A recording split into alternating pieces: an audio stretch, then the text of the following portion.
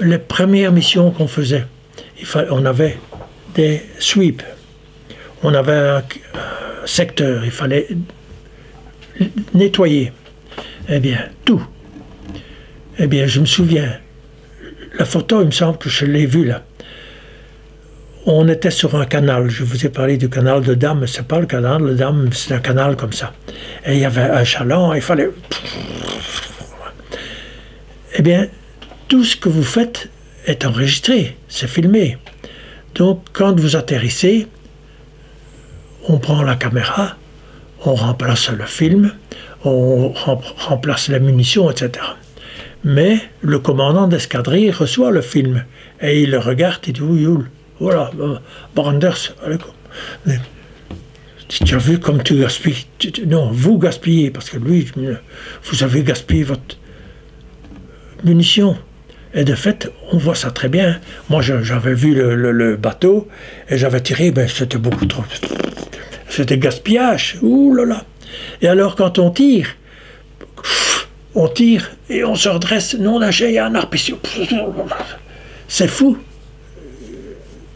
Comme il faut être attentif à tout ça. Quand c'est la guerre, c'est tout, hein. Tout y passe. Mais petit à petit, bon, oui, cette fois-ci, j'ai tiré tout ça, c'est des secondes, parce que c'est quelques secondes, hein, mais c'est tout, il y a 15-18 balles qui sont passées, c'est malheureux. Et donc, il y a une balle tressante, une balle explosive, une balle éclairante, il y a tout, hein.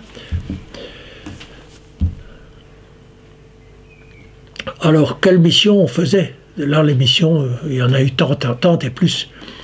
Les plus simples, ça dépend, parce que le plus simple, nous avons eu,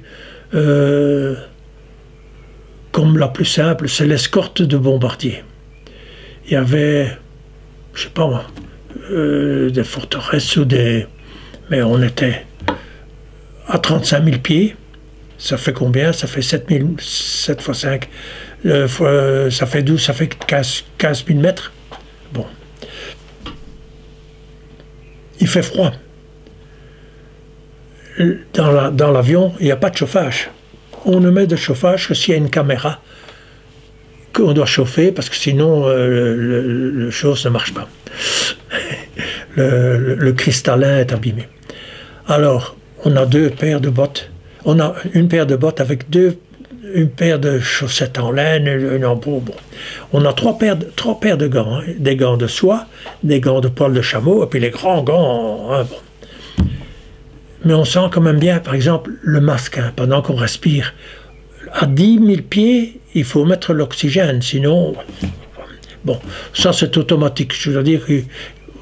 Ou bien ils le disent, ou bien on le sait, je ne sais plus, mais ça, je n'ai jamais eu peur pour ça. Parce qu'on a de l'oxygène, on n'en a jamais manqué, donc ça va. L'oxygène. Parce que celui qui n'a plus d'oxygène, il devient fou, il crie, et puis eh bien, ce qui est dangereux, ce qu'on a eu, c'est l'escorte. Il n'y a pas que nous. Nous sommes, notre mission, c'est au-dessus, tout à fait au-dessus. Pourquoi on n'était pas des chasseurs, pourtant c'est là qu'on nous envoyait. Mais il y avait des Mustangs un peu plus bas, ou beaucoup plus bas. Entre les deux, puis il y avait les Tempest en dessous. Bon. Mais il y avait des Mustangs américains qui n'avaient pas, voilà, ils n'avaient pas de aircraft recognition. Ils ne connaissaient pas. Il y avait des examens comme nous. Il fallait qu'on...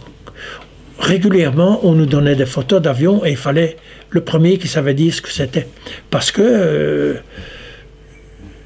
2 fois ou 3 fois, il y a un Belge qui a été attaqué par un Hollandais, un Américain. Parce qu'eux, ils ne connaissaient... Non, je n'oserais pas dire. Il y avait des lacunes dans leur... Ils ne connaissaient pas beaucoup. Il y avait beaucoup de négligence dans la connaissance des avions. À la RAF, ils poussent ça au maximum. Hein.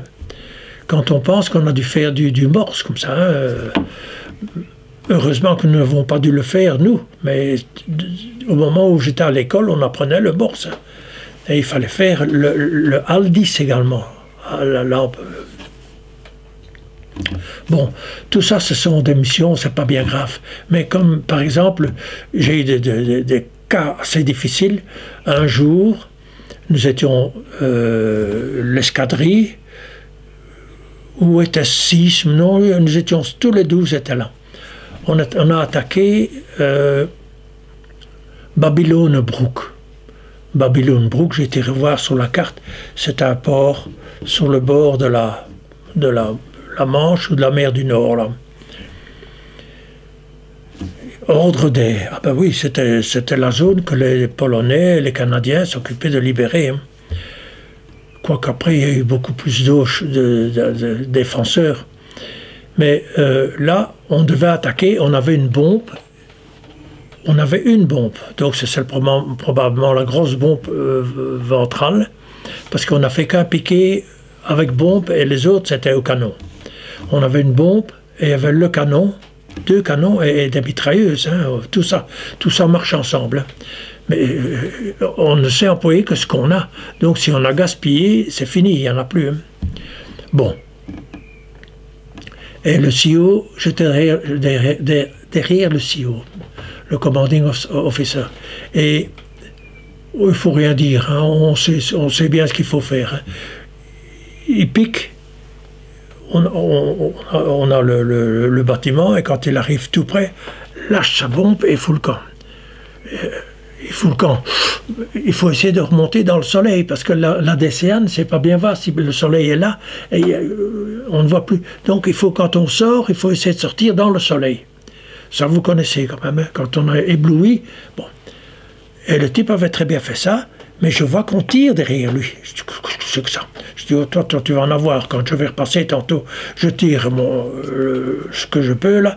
Ma bombe part, et puis la première bombe, je n'ai pas employé de canon ni de mitrailleuse. Rien que la bombe. Hein. Et je monte. Quand on remonte, on ne doit quand même pas tirer, puisque c'est au sol qu'il fallait tirer. Quand tous sont passés, il faut attendre que la bombe soit rentrée dedans, exploser, ils peuvent, eux, venir après. Il faut attendre tout ça. Alors, quand c'est fini, on revient. Je dis, maintenant, toi, tu vas en avoir, parce que tu as essayé de tirer mon copain, là. Hein. Alors, le fisc pousse dedans, je monte, et alors moi, quand je suis dedans, je tire aussi. Hein. Qu'est-ce que je... Il tire sur moi, il tire fort, paf. Mon stick a été presque arraché de babin. J'avais un trou dans mon aile. Un trou, comme ça. Oh là là. Alors j'ai dit, Sir, Fatboy, mais non, c'était pas Fatboy, c'était Zigzag. Zigzag, have been hit. OK, go back home. OK. Oh là, mais ça, je n'aime pas beaucoup, hein, parce qu'on ne voit pas bien ce qui est arrivé, parce que je n'ai pas le temps, on n'a pas le temps de regarder tout ça, mais je sens qu'il y a un trou là. Hein. Alors, je sais où je vais, puisque je dois retourner à Gilserijen. Alors, j'arrive à Gilserijen, je vois qu'ils sont déjà tous partis, parce qu'il n'y a plus personne. Donc, moi, je suis rentré sur mes pantoufles, hein, parce que si j'avais fait des bêtises, peut-être que ça n'aurait pas été... J'ai atterri, et quand je suis arrivé, les mécaniciens sont venus. Et alors, le câble qui active les volets, donc pour aller à gauche ou à droite, eh bien, le câble s'est fait de tous des petits fils qui sont tressés. Là. Eh bien, il y en avait 1 ou 2 qui avaient été touchés. Ça, c'est rien. Mais enfin, s'il avait été un peu plus à côté, ah ben, c'est bien, tu t'es sauvé. Bon.